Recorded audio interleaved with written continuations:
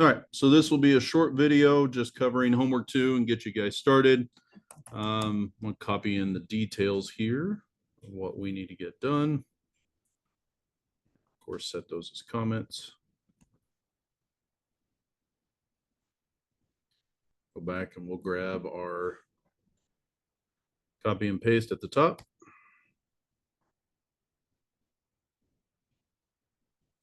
There we go. Make sure this is assignment 2. And we're also going to go ahead and just save this. Make sure you guys label and set your file names correctly. As this week, I'll be counting off again for that. Hopefully I don't have to, but please set your guys' file names correctly. So 360, let's see, homework 2.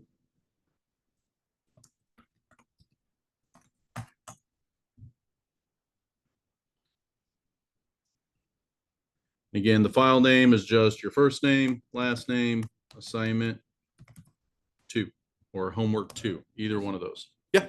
Ah. Well, I hit the button. Let's try it again. Let me pause and I'll fix that. Okay, we got that fixed and we got it a little bigger here so you guys can see it. So initial comments, obviously we got that. We're good to go. You guys can do whatever you want for this homework assignment. All right. One of the examples that you guys had was a guess the number game that was in the assignment. So you can do a guess the number game, but make sure you kind of make it your own. So that's kind of the example that we're going to play with here, is a little bit of guess the number game. To do that, we first need to get a random number, right? So to set that up, let's get a random number, in which case we import random at the top. And then we need to get our random number, right? So we're going to call it rnum for the example here. And we'll say random.randint. Remember, randint gets us an integer. And then how big of a game do we want to play? 1 to 10? 1 to 20? What do you guys think? 1 to 50. 1 to 50. All right. And that's good because 1 to 10 is super, super easy to play against when we do this, right? All right, so we got our random number, and it turns out that little piece we just did actually does this last point that we were looking to do. So we're just going to move that up here at the top because it wanted you to import the random module and then use the randint somewhere in your script. So for us, using a random number module, that's exactly what it did. Again, with this homework assignment, you guys can use what we use in the video. I just ask that you tweak it, make it a little bit different for you particularly. Don't just turn in the one assignment. Okay. So how would we go about creating this random guess the number game, right? So what should we start with? You started with it last week. Yeah, some kind of print, right? Just say, hey, what's up? So we could say hello and welcome to my guess number game, right? You can make this as fancy as you want. Print, you will choose a random number between 1 and 50. Print something like good luck. All right. So, yeah, sorry. So it's kind of just the side thing. Whenever I use the format to comment out something, it turns off the color coding for the entire document.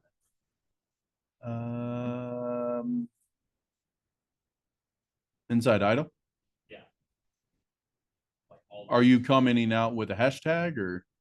Yeah, I went up to the format and then comment outreach. It puts 2 hashtags in front of it. But even if I delete those, it doesn't go back. You probably have something up above that that is causing it to comment out.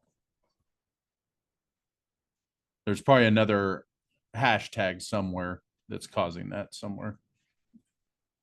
We can definitely look at that. It's on like next 2 lines down. It doesn't. It's still. Let me pause this real quick. Okay. So we've got our little intro here that tells them we're doing a guess the number game. We're going to give them some information like what they should be picking a number between and then wishing them luck. So now we want to get some input from the user, right? So let's print, what is your guess? And then we need to set their guess. So let's say, let's call it choice, for example, do an input and then give it some fancy prompt like that. Like the options for like the highlights, if closed it and just went back normal. So okay, that works. Sometimes that works, but I've seen students chase it. I'm like, just reinstall. Cool. All right. So we have our input from the user, right? And then from there, we want them to give us some kind of input, and then we need to check against that input. Now, if we do it in this fashion, if I type in a number here and then we do some checks, what's the problem here? Does anybody see? Yeah. If they guess wrong, Exactly. We want some kind of loop, right? So that they are going to get a prompt. If it's right, great, we do something. If it's wrong, we need it to keep looping.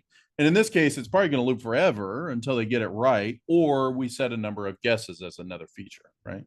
So for now, we're going to give them infinite guesses, but we need to give them some kind of loop. So let's do a while true loop.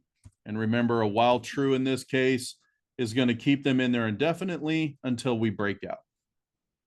Okay. Now, what's the first thing we should check with what they typed in there?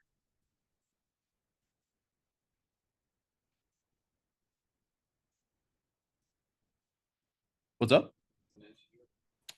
We can't quite do that yet, right? We don't have you're right, but we don't have those skills to do that yet. All we have is a while loop or for loop. We don't have a way to check that it's an integer that wouldn't crash the program as a whole. So you're not wrong. We haven't got to that part yet on standardization. But if you were playing a game, what's the first thing you would want to know? Yeah, did you win right off the bat, right? Because we could put a bunch of checks to see if it's this, this, or this.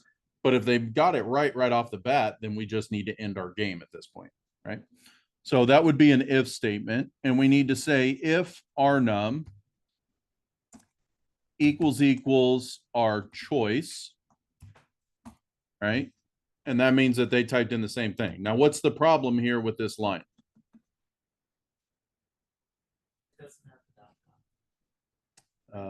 Dot. So rnum is a what? It's a random number, right? And in this case, because we're using the rand int, it is a random integer, right? So when we're doing a comparison with choice, what is choice? Choice is always a string, right? When they type in inputs, it's always a string. So we need to convert whatever they typed in into an integer and then be able to do that check against it. Okay. Now you're right. If it was a letter, the program's going to crash. But at this point, that's okay because we don't know how to fix that. So the first thing we're going to check is it equal to the random number? And this is where comments really come into play. So we could say first check if it matches our random number. Okay. If it does, let's go ahead and print you won. Okay. Print something like thanks for playing. And then at that point, we want to end the program. Does anybody remember how we end the program? Break gets us out of the loop. Sys exit. That's a good one. So sys.exit would end the program right then and there. We do. Up at the top, we need to import sys up here under random. Now in the book, it's going to say something like you can do a comma sys, comma os, comma math, etc. The problem is Pep 8 now really likes you to do independent imports, so it's best that you just put one on each home line. Okay.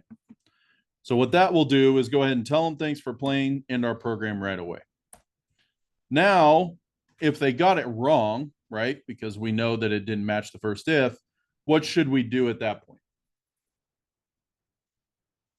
Now, as a simple game, we could say something like else print that is not correct. Please try again.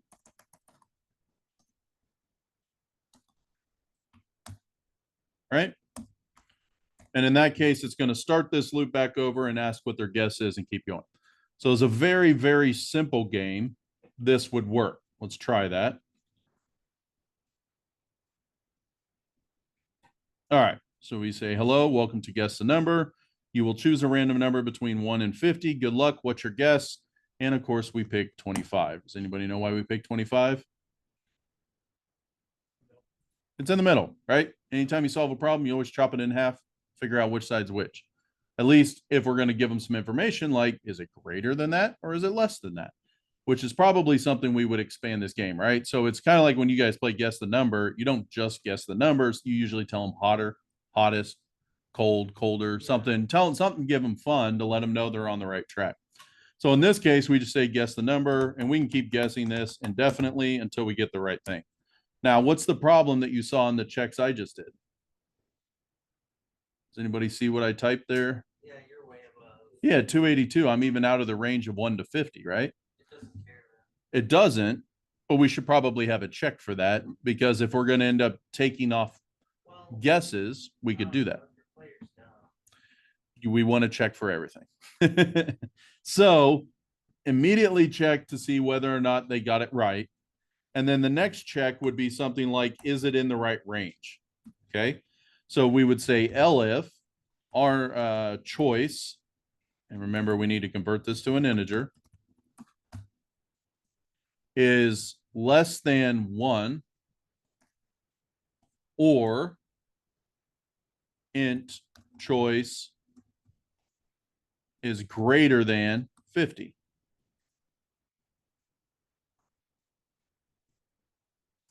What that will do is see if it's less than 1 and if it's greater than 50. It will include those numbers, right? Because we're saying greater than, not greater than or equal to. So if they type in 51, then it would fail. And at this point, we could say print that is not a valid number. Please try again. Okay. Let's just run that, make sure our little check is working. So what's your guess? We say 25, that works. But if we say 222, says that's not a valid number, please try again. Now we should probably give them a little more than not a valid number, in the range of 1 to 50. There you go.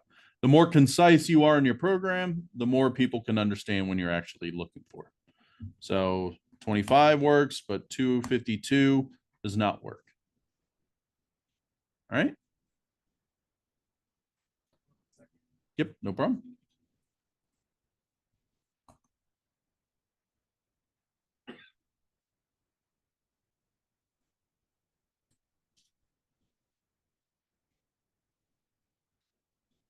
Now, as far as spacing, you can space it out like this, or you can condense it down. That part doesn't matter for us starting out here in the beginning. Now, if we look at this, the reason that we had to do int choice is less than 1, and then we have to repeat int choice greater than. If we take this part out and just say something like or greater than 50, it's not going to work. All right. Python will throw an error, or it won't check it the way you intended to check it. So make sure you actually have a full condition written here. In this case, we're making sure choice is a number and that that number is greater than 50 in order to match this condition. Now, this is one way to write it because we're checking for outside of those numbers, right? We could also write it the other direction and say if choice is greater than 1 and int choice is less than 50. We're going to have the same condition, right? We're matching the same thing. It's just a different way of writing it. And there's a couple different reasons why you would use it either way. Just depends on what you choose to do in your program. All right, we're going to stick with the or. Now, if we look down here, we need to have at least 2 different comparison operators. Turns out we have a double equal, we have a less than, and a greater than. So we've now gotten our points for this part.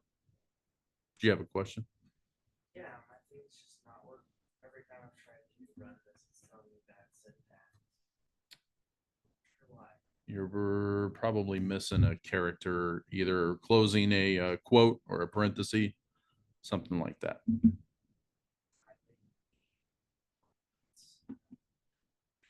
It's highlighting this on else. Yeah. Did you have a tab indentation for the next line under elif? Yep. Oh, there you go. So that thing that we're doing there where it says equals or less than or greater than is the two different comparison operators we're looking for. Yeah, the comparison operators, remember that's less than, greater than, equal to, less than or equal to, greater than or equal to. In this case, we've used two of them. There's one here, which is equal to. We've used less than and greater than. So technically we've had three of them. Okay. It also wants you to use a Boolean operator and or not. We also use that already. So we have the or in there, which is checking two conditions. And if either one of those is false, what happens? It ends up giving you this condition, right? No, it's only if it's true. So if this is true or this one's true, then this will end up running the code down here. All right. Remember the truth tables for or. If it's true or true, it's going to end up being true. Okay. All right. So now we can do another check. Let's see something like they're less than the number that they told us. So elif our num is less than whatever they gave us int choice. Then we could say print that is too low, or that's too high, right? We can also have another elif our num is greater than what they gave us.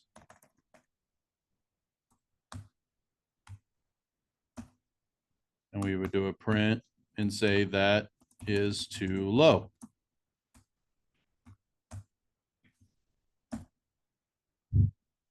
Now, if we do this, are we ever going to have a condition where we hit that else? Let's think through it. If they give the number 60, it's going to match this condition, right? If they give us a 1 and the random number is 4, then we're going to get it's too low. If we have a random number of 4 and we give it 10, it's going to say the random number is too high. Is there ever a condition where this else hits? There's not, right? And we need to make sure that there's at least one condition where this would hit so that this is valid code. You can put it there, but it would pretty much never get called the way this is laid out.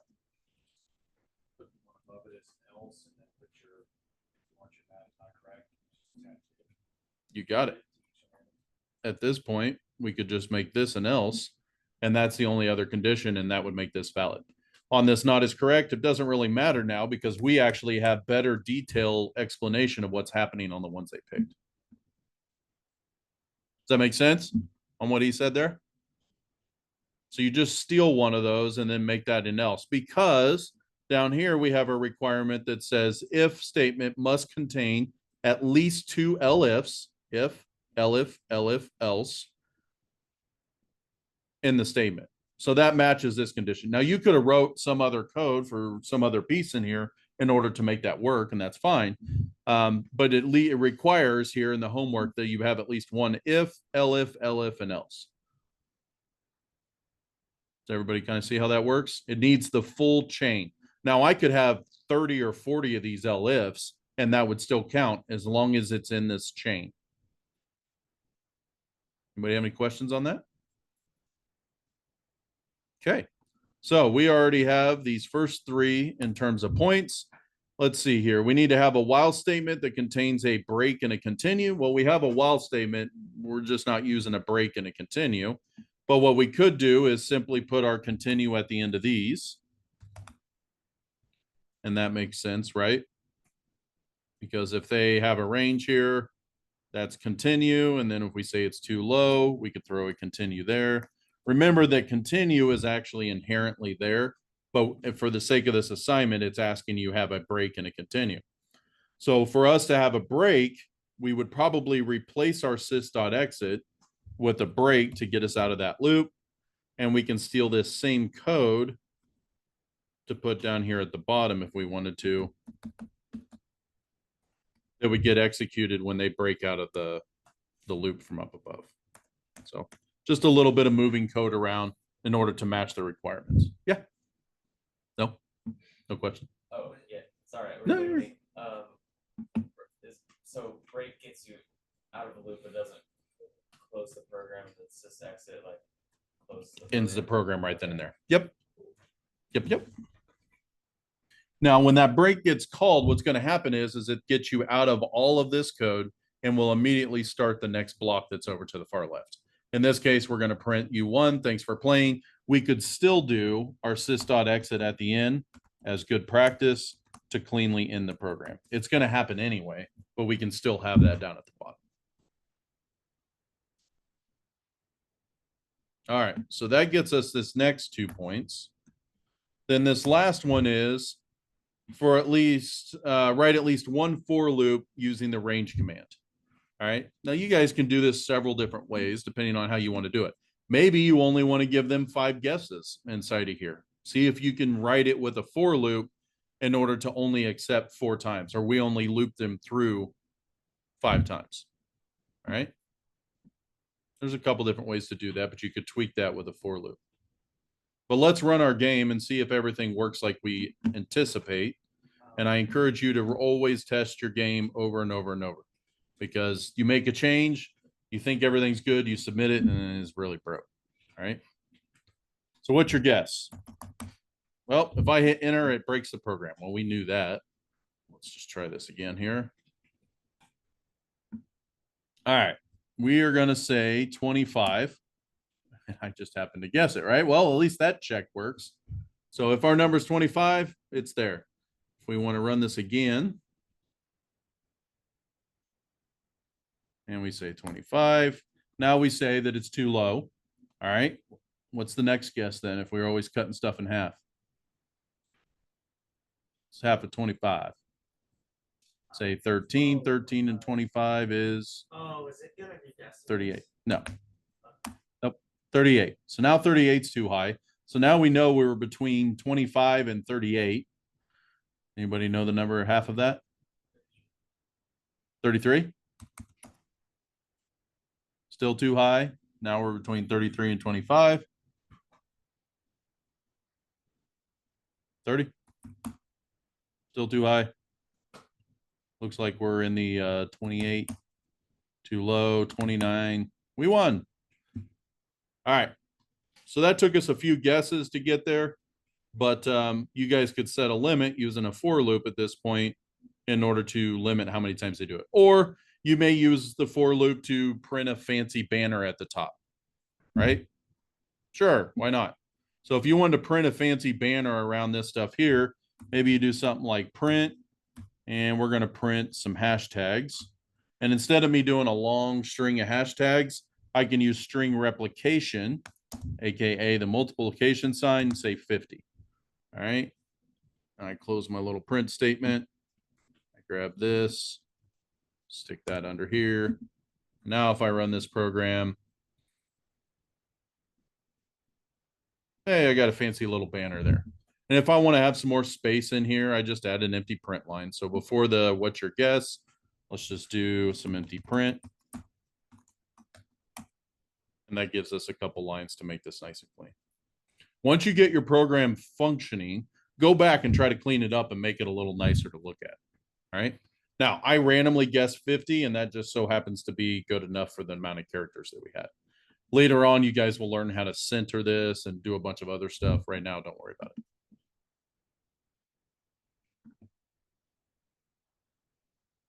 All right. So I will leave you to do some kind of for loop in here. Now, you guys can do a guess the number game. You can do something completely different. As long as it matches this, you're good to go. So instead of a guess the number game, maybe you guess a color or guess something else that's in there. All right. Number just works the easiest because that's what we've been playing with so far. And you guys can use your greater than, less than, equal to, whatever else. So instead of 1 to 50, maybe you guys choose something like 100 to 200. And maybe instead of just 2 checks here for too high or too low, you could say it's low if it's within 5, or we could even tell them you're too low but within 5, or you're greater than within 5.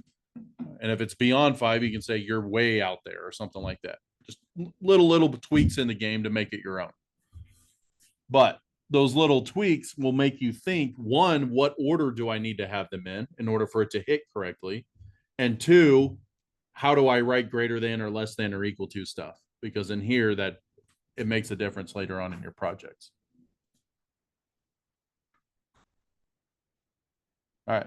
This is fun. Once you get to playing with this, have your roommate go through it, have your sister, your brother, whoever go through your projects. It will make it easier. Games are one of the easiest ways to have fun with it. But you guys can do whatever you want with your homework assignments. It just has to meet these requirements. So if you guys end up having some other if, and then you have an elif, and then you have an else, and then you have something else, this chain would not count for these points here. However, this chain would, because we have 2 elifs and then an else. Doesn't mean you can't do this. It just won't count as those particular points. Maybe you have one like this at the very beginning, and this is somewhere else in your program. That's fine. As long as it's somewhere in the program and I can read it, you're good to go. You could also have more than one of these Boolean operators, or et cetera, et cetera.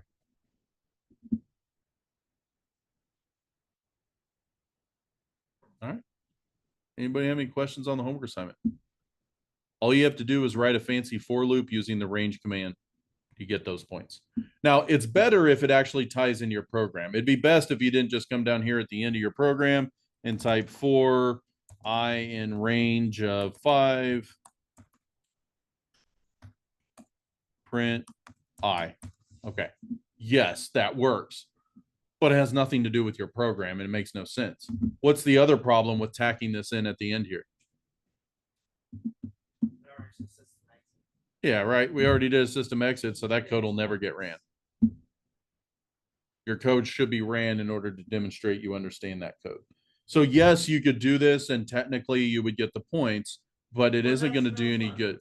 Well, it's not going to do you any good for the midterm project, because I've had people do that. They skate through and do the bare minimum for the homework assignments. But then when they get to the midterm and they're forced to do it all on their own, they don't know how it actually works. So the more you play with now and test, a whole lot easier for the midterm and final project. Like I said, have a little fun with it. That's what makes it fun.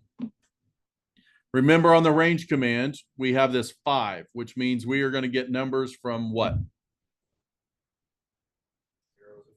0 to 4, right? It goes up to 5, but does not include 5. By default, it starts at 0. If we want to start at 1, what do we put? 1 to 6 if we want to actually still have 5 options, right? What if I do a comma 2? Counts by 2s. Remember, this is your start, your stop, and your step. Okay? That'll be on a quiz here coming up. Was it next week? You have a quiz? You gotta look. Yeah, your first quiz is next week.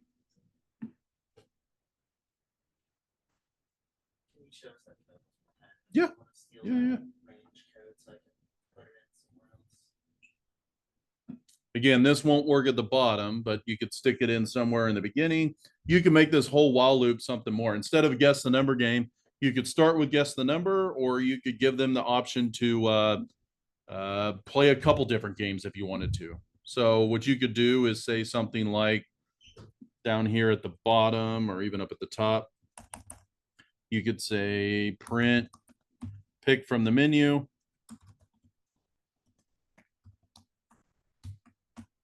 Right? And then you can give them a menu. So say something like 1, guess the number. Print 2, get your name. I don't know, whatever you come up with here. And then in that case, get something from the user. So we'd have a while true. My choice, or choice is fine. It's okay if you reuse them because they're going to be different for every single one. And choice equals input. Something like that. And if choice equals 1. Now, note on the 1 here, we could do that as an integer, in which case we would convert whatever they type in to make sure it equaled 1, or we could just leave it as a string, right? That saves us from having to do a bunch of checks. So if it's 1, then we can have this whole guess the number game we just had. So let's just take this whole thing and we're going to tab it in so that it would run under this choice. All right. If elif choice equals 2, then print what is your name? Name equals input.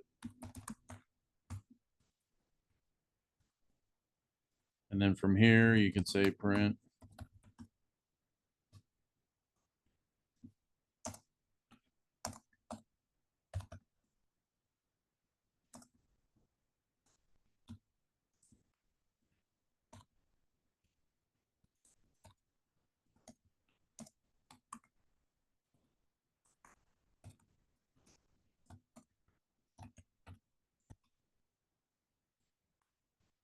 Okay.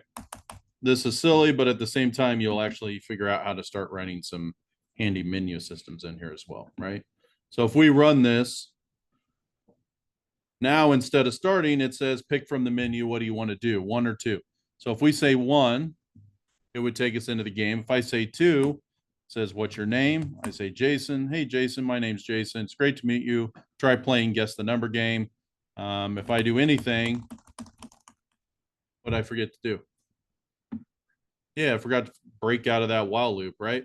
So we would need to come down here. And actually what it does is take us back to the menu. So we could even tell them, or even better yet, stick this inside the while loop so that anytime it restarted over, it would give them that option. So let's run this again.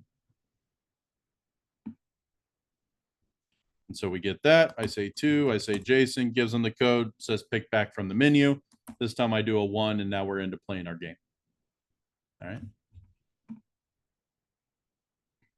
That's a couple extra menus, but these menus will help when you guys are trying to get towards a project and how to come some functionality to your programs. It's a start. There's much better ways to do this that we'll learn here in the next week or two. Because right now you're stuck in one major while true loop and you've got this block of code and then you got this block of code. Now notice I only did this comment here. It would be best if I commented every little chunk. It'd be best if I commented this block to say this is the guess the number game. And it would be best if I did this part to say that this is enter your name part, something like that. Matter of fact, I can take this, put this up here. Just kind of organize this out a little bit. All right. This part's not necessary, but the more you start doing this, okay, I have a working project. I want to add some more to it. You're going to start to understand Python code because you're going to want to accomplish something and you're going to figure out what piece of Python you need in order to make that work. All right. Anybody have any other questions on homework assignment 2? And again, the video will be posted here after class so you guys see it. Whoops, sorry, did I move it too far? I want that whole spot. Okay. Yeah. Can you, so this is a request of mine, can you post your code somewhere or email it to us so we can look at it later? I'll see if I can do that. Okay. I haven't in the past because I wanted you to watch the video, Well, but I get it. I watch both. No, I like to listen to what you say, but sometimes just you talk fast. I do. So I like to I do. see what you actually do. Yep. And I type slow. I will, I'll see if I can't post some of this out. Okay. What I don't want you to do is download this, change the name up here at the top and resubmit. No. Like, and there will be the student that does that. So I'm happy to either send it to you or I might end up posting it. We'll see. Okay. Okay. I'm going to stop the recording.